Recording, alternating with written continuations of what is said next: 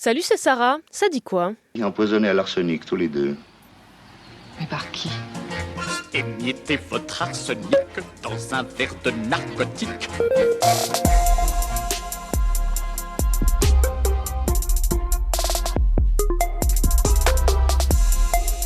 On savait déjà qu'elles allaient être interdites. Ça s'appelle les push, ou alors je sais pas bien, ça se dit les putsch ou les pouches. Ces sachets de nicotine aromatisés dont te parlait Léo fin octobre contiennent un beau cocktail de métaux lourds et de substances dangereuses. C'est ce que révèle une étude de l'Institut national de la consommation et du Comité national contre le tabagisme. Et parmi les ingrédients, les fortes quantités d'arsenic qui peuvent aller jusqu'à 6 fois et demi, celles qu'on retrouve dans une cigarette traditionnelle par exemple. l'arsenic est présent naturellement dans l'environnement, mais consommé à forte dose, il est cancérigène. L'étude note aussi la présence de plomb. Et pour ce qui est de la nicotine, que les putsch en contiennent, ce n'est pas vraiment une surprise, c'est un peu le but. Mais là aussi, les quantités sont extrêmement élevées. Elles peuvent aller jusqu'à 39 mg de nicotine par gramme. Et en gros, pour vous donner une comparaison, c'est 10 fois plus que la limite maximale pour les gommes de nicotine que vous achetez pour vous aider à arrêter de fumer. La valeur pâté à coudre. Et un peu de sucre en poudre. Alors pas du sucre, mais des taux élevés d'édulcorants qui donnent ce goût sucré. Autant d'éléments qui favorisent l'addiction, notamment des jeunes à qui s'adressent les putsch. L'interdiction est dans les tuyaux, mais aucune date n'a été fixée. Bon, pour ça, il faudrait déjà qu'on ait un gouvernement. Elle peut nous être utile. Une réunion est prévue aujourd'hui à l'Elysée. L'idée, c'est que tous les partis qui sont prêts à faire des compromis se réunissent autour d'une table et discutent. Le président n'a pas invité le Rassemblement national ni la France insoumise. Et l'objectif, c'est toujours le même, trouver un Premier ministre. Et avant qu'on connaisse le nouveau, petit cours de cuisine politique ce matin. On entend toujours des tas de noms avant de connaître l'heureux ou l'heureuse élu. Ma collègue Victoria Coussa, journaliste politique à France Info, m'explique qu'en réalité, personne ne sait rien et que ce sont des calculs. Une manœuvre scélérate destinée à masquer un chantage odieux. Oui, c'est un peu ça. Les politiques diffusent de potentiels noms pour plusieurs raisons. Soit pour se placer, on suggère le nom d'un copain en espérant avoir un bon poste pour soi s'il est nommé. Soit pour voir ce que les autres en pensent, comment les autres partis réagissent. Soit pour nuire à quelqu'un.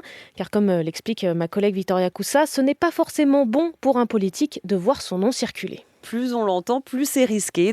C'est la meilleure façon d'être éliminé. On verra si la règle se confirme encore. Il y a une autre pratique dont je voulais te parler ce matin. Elle a été documentée par l'Observatoire national des discriminations et de l'égalité dans l'enseignement supérieur.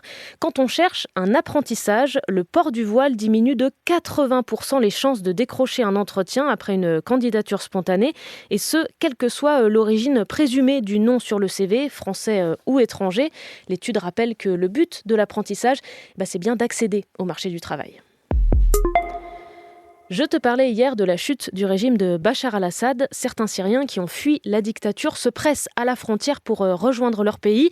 D'autres sont inquiets de l'arrivée d'islamistes au pouvoir. Observe le chef des rebelles, demande aux pays occidentaux de ne pas prendre de décisions hâtives. Trop tard. En moins de 48 heures et dans un contexte de montée de l'extrême droite, plusieurs pays d'Europe ont déjà fait évoluer leur politique sur l'accueil des Syriens. L'Allemagne, l'Autriche, la Suède ou encore le Royaume-Uni ont déjà décidé de suspendre les demandes d'asile des personnes venues de Syrie. En France, on y réfléchit, selon le ministère de l'Intérieur. Depuis le début de la guerre, en 2011, 43 000 demandes de Syriens ont été enregistrées par l'OFPRA, l'organisme qui accorde ou non l'asile, loin des 700 000 demandes reçues par l'Allemagne. Pour l'ONU aussi, il faudrait mieux attendre un peu. On les a acclamés il y a 4 mois. Les nageurs français sont de retour aujourd'hui pour les championnats du monde en petit bassin en Hongrie. Mais non, ce sera sans Léon Marchand. Il est épuisé, ce sont ses mots à lui. Le quadruple champion olympique préfère prendre du recul en cette fin d'année. Mais plusieurs de ses coéquipiers de la délégation française aux Jeux sont bien là, comme Maxime Grousset. Bien sûr, il manque à l'équipe. C'est une valeur sûre, Léon, et qu'il va être dans les meilleurs et il va nous porter vers le haut. Mais je pense que l'équipe est forte aussi sans lui et qu'on peut faire de grandes choses. Ah, même sans leur locomotive, les Bleus ne manquent pas d'ambition. On va gagner Parce qu'on est les plus forts. Pour terminer, je voulais te donner des nouvelles d'un des plus grands festivals de France. Le Hellfest a dévoilé une partie de sa programmation avec une surprise pour l'année prochaine.